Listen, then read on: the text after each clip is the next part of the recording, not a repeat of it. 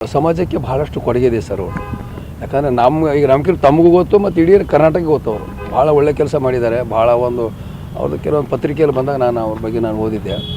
ಅಂಥ ಒಂದು ಕಷ್ಟಪಟ್ಟು ಅಷ್ಟು ಮೇಲೆ ಬಂದು ಎಲ್ಲ ಒಂದು ಸಮಾಜಕ್ಕೆ ಪ್ರತಿಯೊಂದು ನಾವು ಹೆಚ್ಚಿಗೆ ಹೇಳ್ಕೊಂಡ್ರೆ ಏನೂ ಹೇಳೋಕ್ಕಾಗಲ್ಲ ಅಂತ ಅದು ದೊಡ್ಡ ಒಂದು ಆಘಾತ ಅದು. ಕಾಂಗ್ರೆಸ್ ಹಿರಿಯ ನಾಯಕ ಸರ್. ಹೌದೌದು ಹಿರಿಯ ನಾಯಕರು. ಮತ್ತು ನಾನು ಅವರು ದಾವಣಗೆರೆ ಹೋದಾಗೆಲ್ಲ ಅವ್ರ ಆಫೀಸ್ಗೆ ಹೋಗಿ ಭೇಟಿ ಮಾಡೀನಿ. ಆಮೇಲೆ ವೀರಶೈವ ಮಹಾಸಭಾದ ಮೆಂಬರ್ ನಾನು. ಅಲ್ಲಿ ಹೋಗಿ ಭೇಟಿ ಮಾಡೀನಿ. ಕಲಾವಿದರು ಬಂದಿದ್ದಾರೆ ನೋಡಿ ಅಂತ ನಮ್ಮ ರೇಣುಕಾ ಪ್ರಸನ್ನ ಅಂತ ಹೇಳಿದ್ದಾರೆ. ಎಲ್ಲ ಪರಿಚಯ ಮಾಡಿಸಿ ಇದು ಮಾಡಿದರು. ಕಲಾವಿದರು ಭಾಳ ಖುಷಿಪಟ್ಟರು. ಕೆಲವು ಸಾರಿ ಹೋದಾಗ ಸಿಕ್ಕಿರಂಗೆ ನಮ್ಮ ಯಾವಾಗ ಒಂದು ಅವಕಾಶ ಹೋಗಿದ್ದೆ ನಾನು.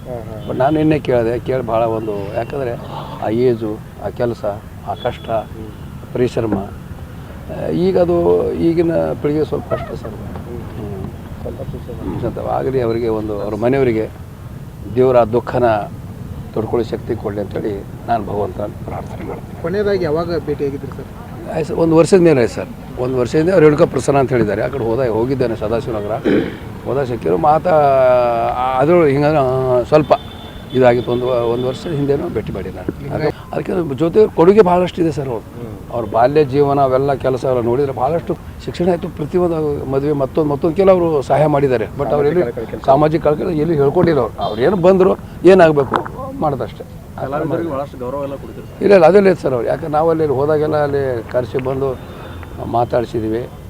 ರಸಮಂಜರಿ ಕಾರ್ಯಕ್ರಮ ನಾಟಕ ಎಲ್ಲ ಹೋದಾಗೆಲ್ಲ ಮಾತಾಡ್ಸಿದ್ವಿ. ಭಾಳ ಇದಾಯಿತು.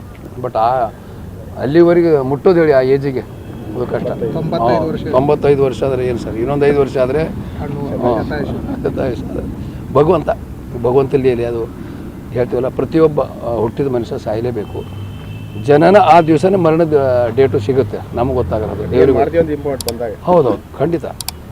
ಆಯಿತು, ಅವ್ರನ್ನ ಸಾಕಷ್ಟು ಕೊಡಿ. ನಾವೇನು ಹೆಚ್ಚಿಗೆ ಯಾಕೆ ಎಲ್ರಿಗೂ ಗೊತ್ತಿದೆ, ಇಡೀ ನಮ್ಮ ಕರ್ನಾಟಕ ಗೊತ್ತಿದೆ. ನಾನು ಹೆಚ್ಚಿಗೆ ಹೇಳೋಕ್ಕಿಂತ ತಮಗೂ ಗೊತ್ತಿದೆ, ಕರ್ನಾಟಕ ಗೊತ್ತಿದೆ.